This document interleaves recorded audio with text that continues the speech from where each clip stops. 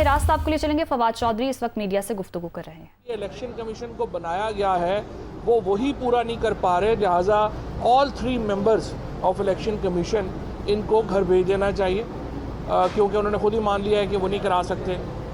लेकिन जो बुनियादी सदा है हमारी वो यही है कि बग़ैर नई मरदमशुमारी के हल्का बंदियाँ नहीं हो सकती, और मुझे पूरी उम्मीद है कि सुप्रीम कोर्ट इस अहम मामले को देखेगी और ये जो नई हल्का बंदियों की एक कोशिश की गई है जिसमें सरीहन बदनीति शामिल है इलेक्शन कमिश्नर की, ये इस्तदा जो है ये मंजूर की जाएगी और इसको सेट असाइड किया जाएगा। नई हल्का बंदियाँ पाकिस्तान में इस वक्त मुमकिन ही नहीं है।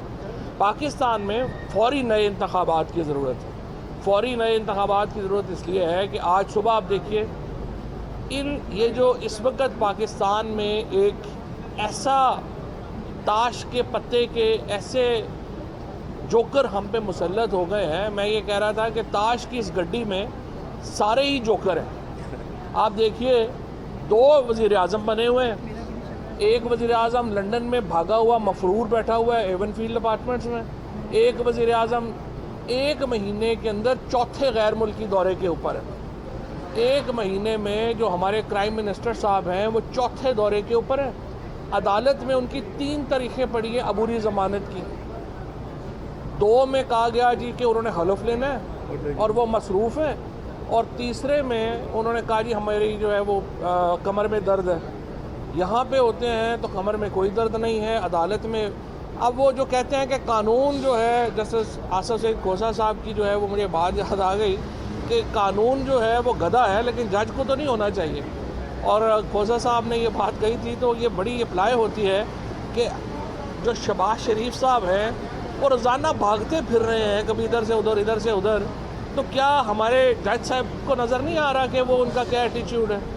सो उनको इसके ऊपर जो है वो फ़ैसले करने चाहिए। हमज़ा शहबाज जो है जो एक नाम नहाद वज़ीर आला बन के बैठे हैं, पाकिस्तान की इस वक्त 60% से ज़्यादा आबादी का सूबा है पंजाब, वहाँ पे हुकूमत ही नहीं है, गवर्नर भी नहीं है, कैबिना भी नहीं है, और जो चीफ़ मिनिस्टर है ना उसको सदर चीफ़ मिनिस्टर मानता है, ना गवर्नर चीफ़ मिनिस्टर मानता है, और ना स्पीकर चीफ़ मिनिस्टर मानता है।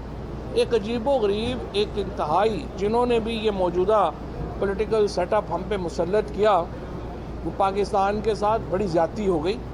इस वक्त आज सुबह आप देखिए 963 पॉइंट्स अब तक जो है वो स्टॉक मार्केट डाउन है।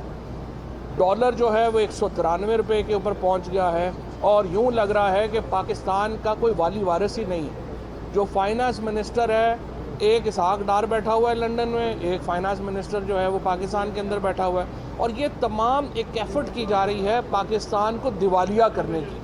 हमें जो शक है तहरीक इंसाफ को वो ये है कि एक सस्टेन्ड एफ़र्ट है कि जिसके ज़रिए ये चाहते हैं पाकिस्तान को दिवालिया करें ताकि पाकिस्तान के जो एसेट्स हैं वो गैर मुल्की ताकतों के नीचे लगे, क्योंकि उसके बगैर तो वजह समझ नहीं आती।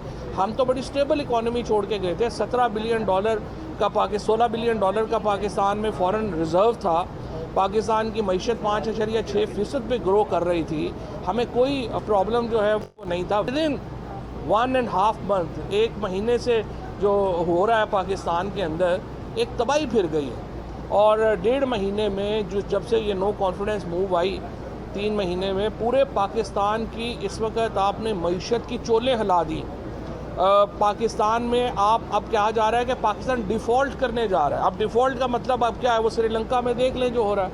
आप श्रीलंका में जो एशिया कप नहीं हो सका उसकी वजह ये थी कि श्रीलंका वालों के पास तेल इंपोर्ट करने के पैसे नहीं है, तेल ही नहीं था वहाँ पे। तो यहाँ पे भी ये होगा कि आपके पास गाड़ियाँ होंगी लेकिन आपके पास तेल ही नहीं होगा, आपकी एलसीज नहीं खुल सकती, आप इंपोर्ट जो इंपोर्ट करते हैं आप इंपोर्ट ही नहीं कर सकेंगे।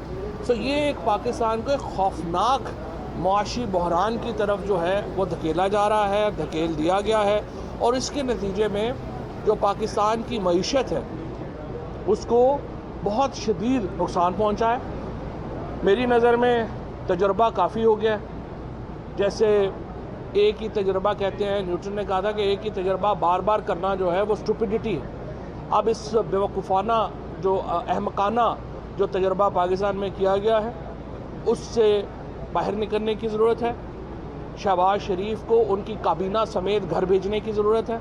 और ये फैसले देखिए, इन्होंने घर जाना है, फैसला सिर्फ ये करना है कि ज़्यादा नुकसान करके जाना है या ये अभी हमारी जान छोड़ देंगे। अगले कहा जा रहा है 72 घंटे अहम है। मैं ये कहता हूँ 72 घंटे बहुत ज़्यादा हैं पाकिस्तान की मईशत के लिए। आप 48 घंटों में इस हुकूमत को घर जाना चाहिए और नए इंतखाबात का ऐलान होना चाहिए।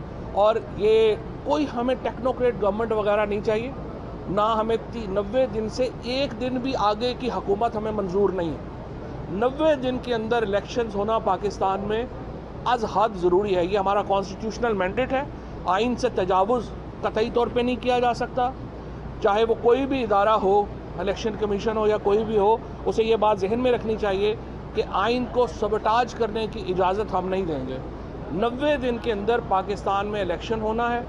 एक आपकी जो गवर्नमेंट है वो तश्कील दी जाए जिसके ऊपर कंसेंसस हो। आप इलेक्शन आज अनाउंस करें, अगला जो फ्रेमवर्क है वो हम बैठ के आपसे तय कर लेंगे। और पाकिस्तान को इस बहरान से निकालना बहुत ज़्यादा ज़रूरी है। इसका किसी सियासी जमात से ताल्लुक़ नहीं है, इसका किसी और मामले से ताल्लुक़ नहीं है, इसका पाकिस्तान के हर शहरी से जुड़ा हुआ मुफाद है कि पाकिस्तान इस बहरान से, ये जो मईशत की तबाही है ये बुनियादी तौर के ऊपर सियासी बहरान से इसका जन्म हुआ है। सियासी बहरान ख़त्म करें ताकि मुआशी बहरान ख़त्म हो। फवाद साहब, इमरान एक एक करके